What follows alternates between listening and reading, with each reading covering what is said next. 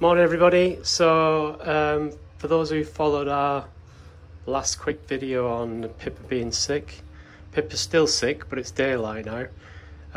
Just a bit of an update. I called the Volkswagen assistants to, obviously because some of the good feedback I got from some of the viewers, which thank you very much everybody, and got some advice yesterday, which again it was dark so I couldn't follow it.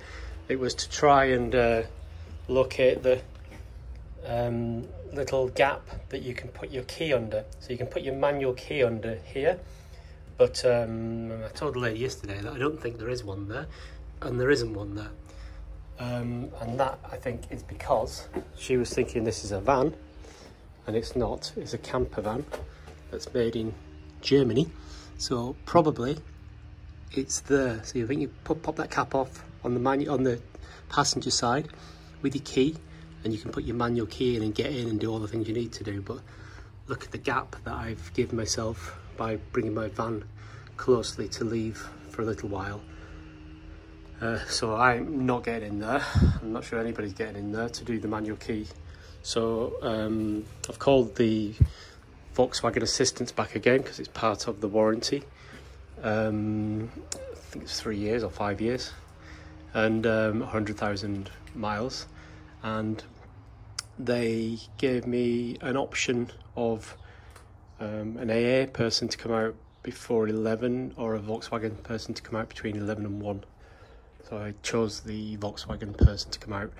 They're going to have to try and get into the vehicle, probably underneath, you see the carport, and go from there.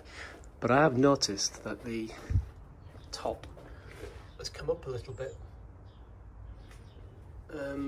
That's just all the pressure's gone in the car. Definitely everything's off now. The battery's completely flat.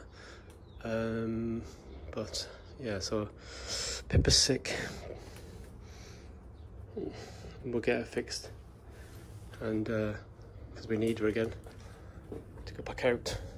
So that's the latest.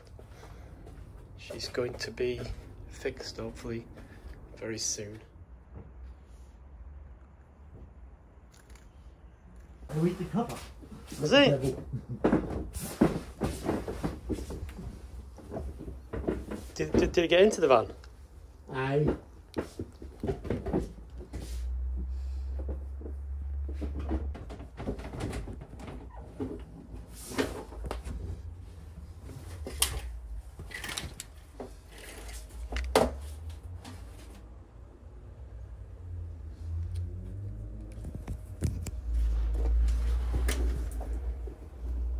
It's the same as this, to be honest with you. Yeah, true.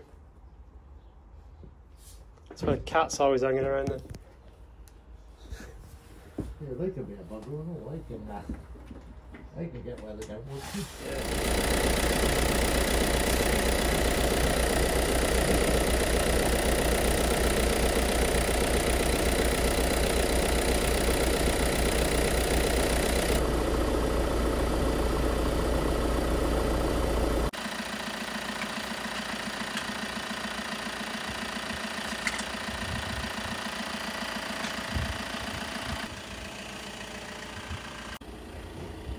So Pippa is on the go again.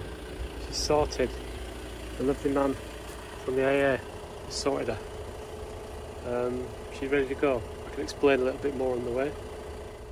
Right, so the lovely gentleman from the AA is gone. He's done a great job. The vehicle's been running for now for about half an hour, and already the leisure battery's up to 4 hours.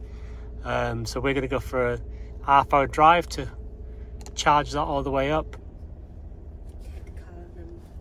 It does look like, yeah, like the leisure battery then drained the car battery, so it's been going on for quite a while. And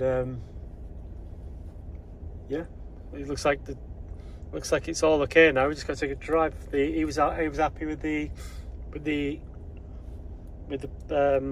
battery, so he doesn't need changing. We just have to make sure that we park it. Filming me. So no, it looks like that we basically just some mysterious because we've been not in the vehicle for 3 weeks, but I'll show you where the key entry is, and it is on the passenger and you can't miss it, but we just have to remember not to park the vehicle so close to the wall next time when we're going away. So we're going to go for a drive.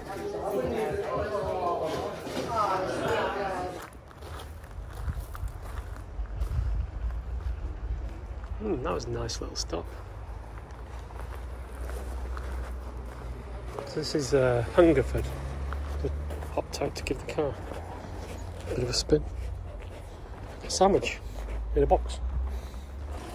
So while we're in Hungerford waiting around, I'll show you. Look, if we'd parked on the passenger side, it would have been nice and easy. Straight in there, no problems. Now we're having a takeout in Hungerford, which is alright. The garden centre, as you can see. But Pippa's fine again now. She'll be fine. Thank you very much for everybody. Thank you very much for everybody who's given us some answers and helped us out quite massively. Thank you very much, everybody. See you later.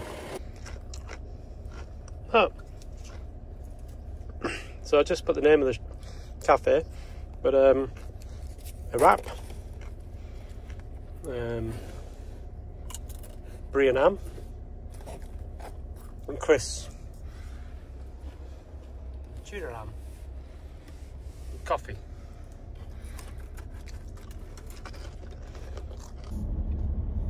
Flower shop, lots of garden furniture.